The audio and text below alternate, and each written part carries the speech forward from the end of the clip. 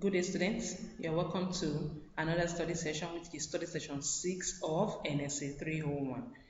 This study session will discuss epidemiology and prevention of non-communicable diseases. In the last study session, we discussed about communicable diseases, where we cited different examples of communicable diseases. In this study session, you will know more about non-communicable diseases. Chronic non-communicable diseases are major public health challenges in most countries. The causes of chronic diseases are generally known and cost-effective interventions are available. A comprehensive approach is required for the prevention and control of these diseases. Ultimately, primary prevention and control is the best strategy for the prevention of modern epidemics. At the end of the study session, you'll be able to discuss the overview of non-communicable diseases, you'll be able to describe the key non-communicable diseases, you'll be able to explain the levels of prevention, and you'll be able to highlight the basic WHO response to non-communicable diseases. Overview of non-communicable diseases. Non-communicable diseases are also known as chronic diseases which are not passed from person to person. They are of long duration and generally slow progression. The 5 main types of non-communicable diseases are cardiovascular diseases, cancers, chronic respiratory diseases, diabetes, and chronic kidney diseases. They are the leading causes of death in all regions except Africa, but current projections indicate that by 2020, the largest increases in non-communicable diseases deaths will occur in Africa. In Africa, nations' deaths from non-communicable diseases are projected to exceed the combined deaths of communicable and nutritional diseases and maternal and perinatal death as the most common causes of death by 2030. All age groups and all regions are affected by non-communicable diseases. Non-communicable diseases are often associated with older age groups, but evidence shows that more than 9 million of all deaths attributed to non-communicable diseases occur before the age of 60. Of these, premature deaths, 90% occurred in low and middle income countries. Let's look at the risk factors causing non-communicable diseases. We have the modifiable factors, we have metabolic factors.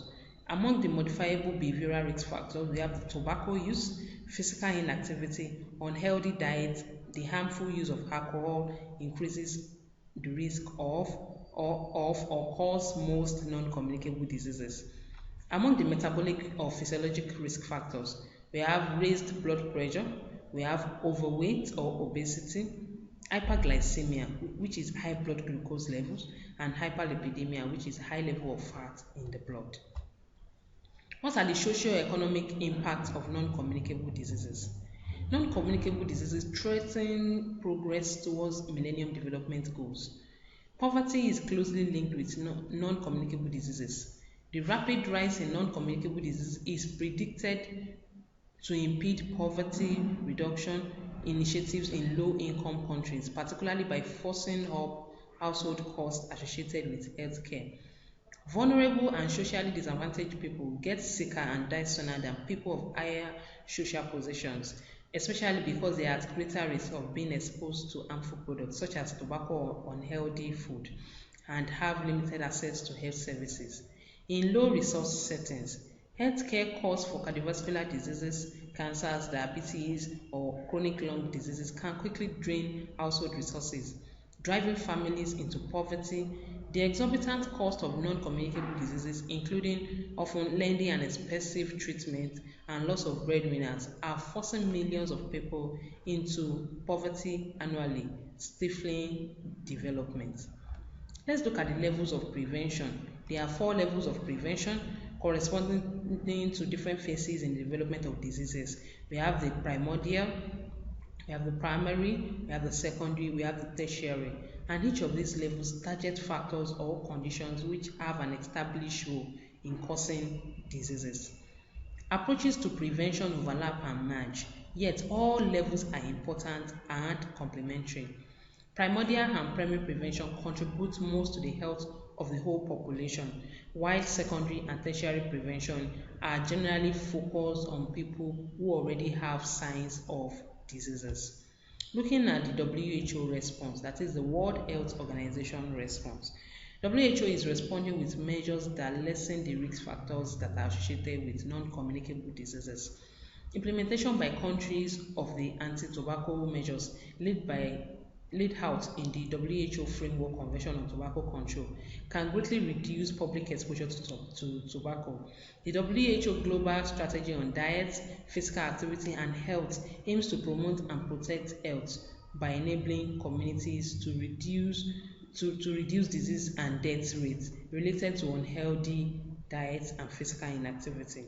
The WHO Global Strategy to reduce the harmful use of alcohol offers measures and identifies priority areas of actions to protect people from harmful alcohol use. As requested by the United Nations Political Declaration on Non-Communicable Diseases, WHO is developing a comprehensive global monitoring framework for the prevention and control of non-communicable diseases, including a set of indicators and a set of voluntary global targets. In response to a resolution of the World Health Assembly, WHO is developing the Global Non-Communicable Disease Action Plan 2013 to 2020 to provide a roadmap for the implementation of the political commitment of the United Nations high-level meeting. Thank you for listening. See you in the next study session.